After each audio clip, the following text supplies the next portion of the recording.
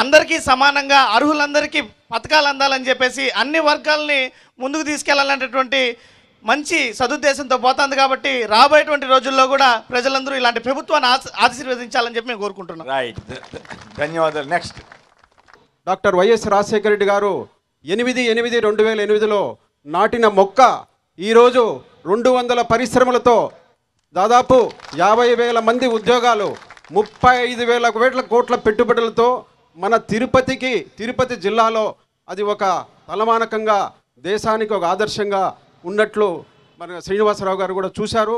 ఇవన్నీ వాస్తవాలు. Right, next. గతంలో తెలుగుదేశం ప్రభుత్వం ఉండేటప్పుడు మేము ఉద్యోగాలు ఇస్తామని చెప్పి యువతనందరిని ఆకర్షిస్తే ఇలాంటి మైదానాల్లో మేమందరం కూడా లైన్లో నిలబడితే అక్కడ తెలుగుదేశం పార్టీ నాయకులు కొన్ని మాటల్ని మీకు 2 ముక్కల్లో చెప్తాం. ఏం చెప్తారా అంటే, వీళ్ళందరికీ ఉద్యోగాలు ఇస్తామని పిలవండి, ఒక 2-3 నెలలు పని చేయించుకోండి, మీరు సరిగ్గా పని చేయలేదని తరిమేయండి, జీతాలు ఇచ్చే పని లేదు. ఇది గతంలో ముఖ్యమంత్రిగా ఆయన ఉన్నప్పుడు చేసిన ప్రవర్తనకి నిదర్శనం మా యువత.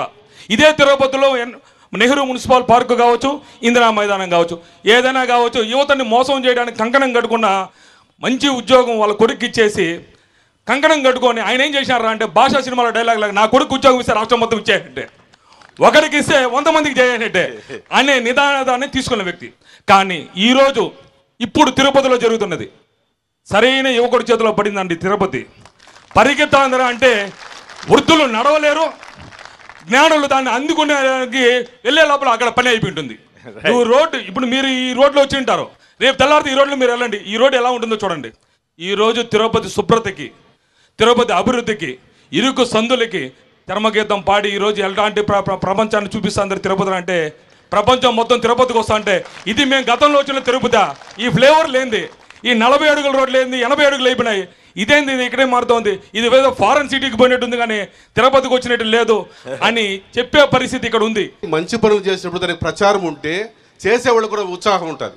కాబట్టి తప్పనిసరిగా జగన్మోహన్ రెడ్డి గారు ఏ రాజకీయ నాయకుడు అంటే దాదాపు 40-50 ఏళ్ళ నుంచి మేము గమనిస్తున్నాం కానీ అన్ని కొత్తమైన వ్యవస్థలను దగ్గర తీసుకురావడం, పరిపాలనను ప్రజల దగ్గర తేవడం. సీఎం వైఎస్ జగన్ గారు ఒక మాట అన్నారు, మీరే స్టార్ క్యాంపెయినర్లుగా మారండి అని. మారుతారా? తప్పనిసరిగా స్టార్ క్యాంపెయినర్లు అవుతారా? ఇప్పుడు మనం ఉద్యోగాల గురించి మాట్లాడుకున్న ప్రతి అంశము వాస్తవం అయితే మీరే స్టార్ క్యాంపెయినర్లుగా మారాలి. మారుతారా? గట్టిగా చెప్పాలి, ఇంకా గట్టిగా చెప్పాలి. మన జగనన్న వచ్చిన తర్వాతే యూనివర్సిటీలలో ఒక చైతన్యం అనేది వచ్చింది. ఎందుకంటే ఎడెక్స్ అనేటువంటి కోర్సును మనం తీసుకొని వచ్చేసి ప్రపంచ దేశాలలో ఉన్నటువంటి ప్రఖ్యాతమైనటువంటి కేంబ్రిడ్జ్ యూనివర్సిటీ కావచ్చు, అలాంటి ఎన్నో యూనివర్సిటీలలో వాళ్ళతో డైరెక్ట్గా ఉండి ఒక యాడ్ కోర్సు మనము చదువుతున్నాము. అంటే ఇప్పుడు ఇటీవల ప్రవేశపెట్టారు, ఎడెక్స్తో ఒప్పందం చేసుకోవడం జరిగింది. ప్రపంచ దేశాల్లో ఉన్నటువంటి యూనివర్సిటీలలో మనం నేరుగా వారితో ఇక్కడ ఉన్నటువంటి ఇక్కడ ఎస్వి యూనివర్సిటీలో కావచ్చు ఇతర యూనివర్సిటీలో ఉండి అక్కడ కోర్సును మనం చేయొచ్చు. దానికి క్రెడిట్స్ కూడా ఇస్తున్నారు. అదేవిధంగా బైజూస్తో ఒప్పందం చేసుకోవడం జరిగింది. అదేవిధంగా స్కిల్ డెవలప్మెంట్ కోసము వాల్యూ యాడెడ్ కోర్సులను ఇక్కడ మన యూనివర్సిటీలో ప్రవేశపెట్టడం జరిగింది.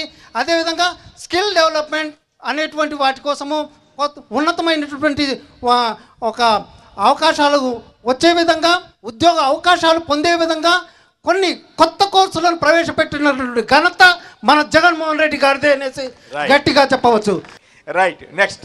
ఎస్వి యూనివర్సిటీ ఉన్నతమైన పేరు ప్రఖ్యాతిగాంచిన ఎస్వి యూనివర్సిటీ ఈరోజు ఇంజనీరింగ్ కావచ్చు, పీజీ కావచ్చు, అనేక కోర్సుల్లో సంవత్సరానికి దగ్గర 5-6 వేల మంది విద్యార్థులు బయట వెళ్తున్నారు.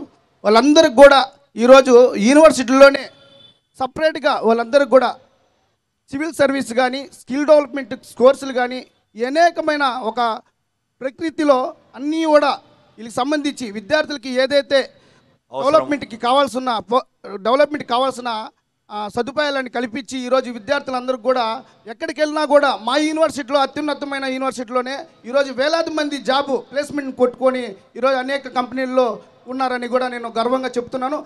ఇప్పుడు ఇంగ్లీష్ మీడియం స్కూల్ గురించి ప్రతిపక్షాలు చేస్తున్న గందరగోళం అందరికీ తెలిసిందే. ఉండే వాళ్ళ బిడ్డలు వాళ్ళు ఇంగ్లీష్ మీడియంలో చదువుకుంటారు. లేని వాళ్ళ బిడ్డలు తెలుగు మీడియంలో చదివే వాళ్ళు అట్నే ఉండాలనేది ప్రతిపక్షాల గోల. ఇంగ్లీష్ మీడియం జగనన్న తెచ్చిన విధానం, ఇంగ్లీష్ మీడియంలో చదివిన బిడ్డ ఎట్ట తయారవుతాడంటే పులిపాలు తాగిన పులి పిల్ల ఎట్ట పెరిగే కాడికి పులిలా తయారవుతుందో అలాంటి దళితుల బిడ్డల్ని పులిలాగా తయారు చేయాలని జగనన్న తీసుకొచ్చిన ఈ ఆలోచన చాలా అద్భుతమైన ఆలోచన. ఇంగ్లీష్ మీడియం ఉండాలనేదే మా కోరిక.